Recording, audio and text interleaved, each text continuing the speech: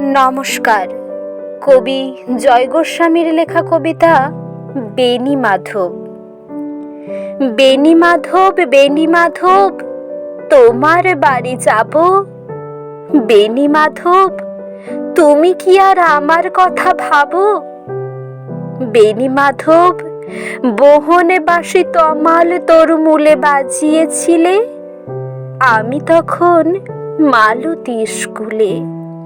ডেস্কে বসে অঙ্ক করি, ছোট্ট ক্লাস ঘর, বাইরে দিদিমণির পাশে দিদিমণির বর। আমি তখন নবম শ্রেণী, আমি তখন সারি, আলাপ হলো বেণী মাধব সুলেখাদের বাড়ি। বেণী মাধব, বেণী মাধব, লেখাপড়াই ভালো, শহর থেকে বেড়াতে এলে আমার রং কালো। তোমায় দেখে এক দৌড়ে পালিয়ে গেছি ঘরে। বেণী মাধব, আমার বাবা দোকানে কাজ করে। গুঞ্জে অলি গুঞ্জে তবু ফুটেছে মঞ্জরি, সন্ধ্যাবেলা পড়তে বসে অঙ্কে ভুল করি। আমি তখন নবম শ্রেণী, আমি তখন 16, ব্রিজের ধারে বেণী মাধব লুকিয়ে দেখা হলো। বেণী মাধব, বেণী মাধব, এত দিনের পরে সত্যি বলো, সেসব কথা এখনো মনে পড়ে?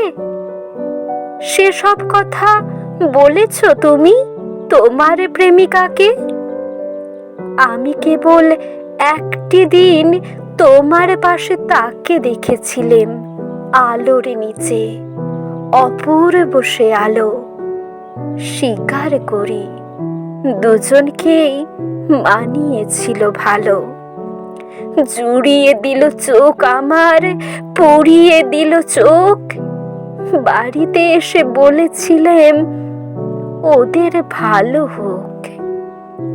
রাতে এখন ঘুমোতে যায় একতলার ঘরে, মেঝের ওপরে বিছানা পাতা জ্যোৎস্না এসে পড়ে।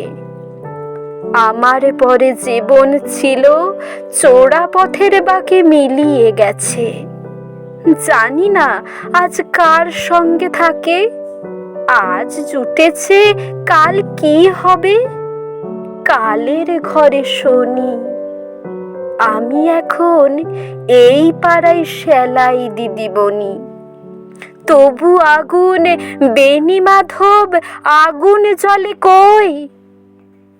কেমন হবে আমি যদি নষ্ট মেয়ে হই? নমস্কার।